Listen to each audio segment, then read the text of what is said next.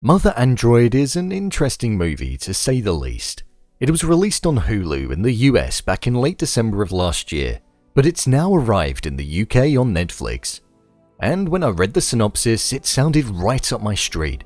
A sci-fi thriller set in a world where androids have essentially gone corrupt and are trying to destroy all humans.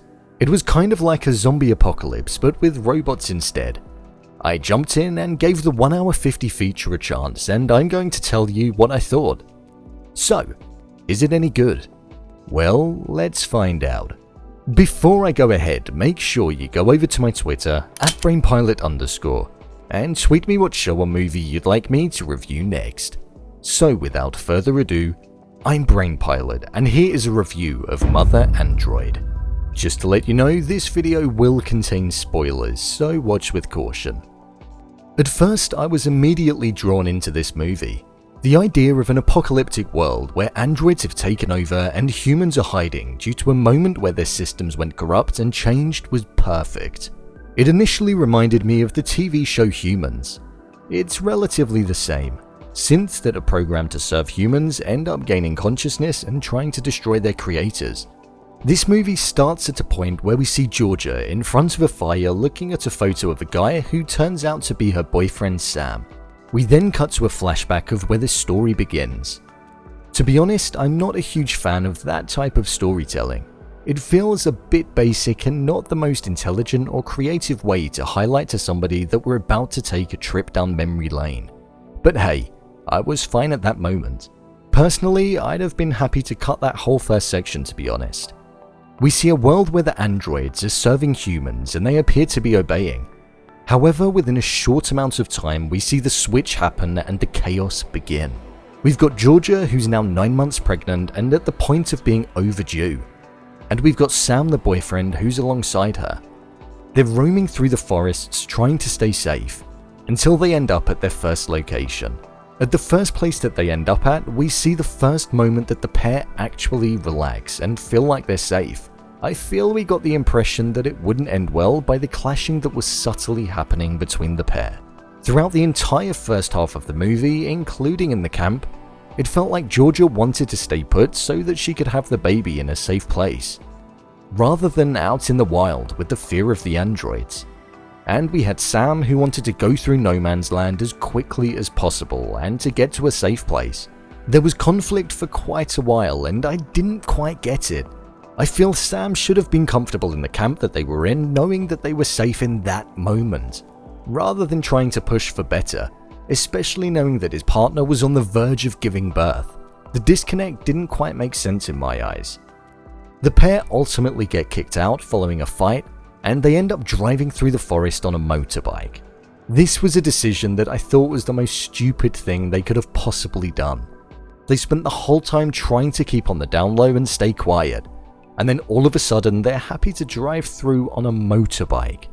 It seemed the most reckless thing they could have done. Even I, who wasn't in the film and has never been around any of these androids before, would know it's not the right thing to do. It's probably the worst. Unsurprisingly, the androids clock on and then the manhunt begins. We see a chase which ultimately leaves Sam being captured and Georgia being found by somebody else who promises to keep her safe. I thought the chase scene was quite entertaining to watch, but it was quite obvious that Sam was not going to be getting out of that moment in a safe way after leaving her. From here on, it got a little weird, yet interesting. We were introduced to Arthur, who is made out to be a human who worked for the company that created the androids. He claims he has technology that makes humans invisible to the androids, and although he doesn't want Georgia to use it to get Sam, he reluctantly gives in to do so. By this point, I'd found a lot of the conversation in the movie to be quite pointless and stale and not really contribute that much to the overall narrative. Arthur's speech and breakdown after listening to the baby's heartbeat was something that I thought was a little weird, but I wouldn't have suspected the twist that was going to be revealed. It's probably the only dialogue in the movie that had a lasting effect and contributed to the overall plot.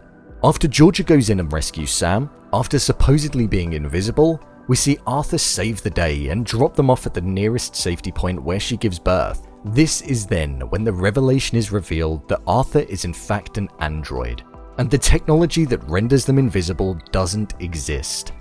Arthur helping her was part of a wider plan. The androids are actually far more intelligent than they let on to, and the technology was fake. All of the androids were in on it, and it was a ploy to get them into the safety point. This was potentially the biggest moment in the movie, and I wish it carried more weight to it.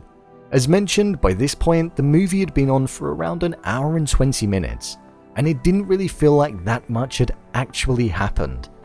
We'd seen them rummaging through the woods and Sam being rescued by Georgia. I feel Arthur hadn't really been in the movie that much or made that much of an impact that led us in the opposite direction, for the twist to be as hard-hitting as I feel the director wanted it to feel. It felt a bit like, I didn't suspect that, but okay, rather than a jaw-dropping wow. I also don't understand how Arthur knew that Sam would drop Georgia off and that he would be kidnapped. There was just a huge plot hole there. After that, the site gets taken over by the androids, and this is then where we see her face Arthur one-on-one and try to activate the EMP, which will destroy all androids in its close proximity but leave the city defenseless. The sharp, piercing blue eyes of the androids was something that I did find quite haunting, and the exposed flesh and mouths were hard-hitting. I did like the way that they were created visually on screen. I did find it a bit ridiculous when Georgia managed to make it into the cage where the activation was, and she was managing to hold the gate shut with about 20 androids piling onto it, but all she was doing was pressing her foot. That was a moment where I rolled my eyes and just felt like there was no consistency in the movie. Regardless, she manages to activate the EMP, and her, Sam, who is now without the lower part of his legs, and the baby head to the area where they plan on escaping due to Boston now being defenseless. This is when it is revealed that they can't go with the baby to Korea and they have to stay in the city that is quite literally burning in front of their eyes. I thought the cinematography was extremely nice throughout all of these scenes. We see a heartbreaking moment when they have to give up their baby, and the note she writes to him, which we see through a life that could have been in clips, is cut short abruptly. It actually made me jump, and I was impressed with that due to the fact that I didn't really expect it. We see the pair at the dock with the boat going off in the distance. There was one moment that really did take me out of this scene, and it was the officer waving.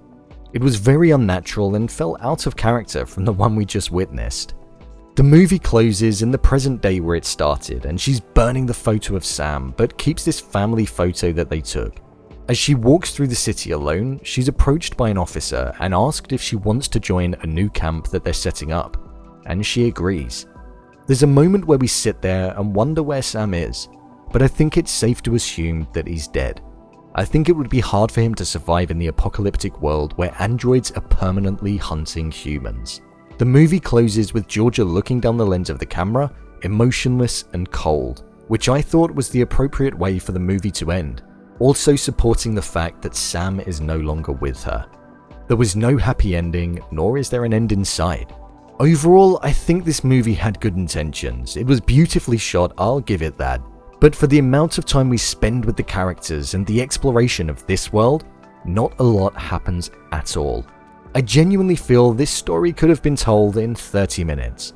The acting was extremely stale, the delivery of dialogue was quite poor and lacked what felt like any enthusiasm on most occasions.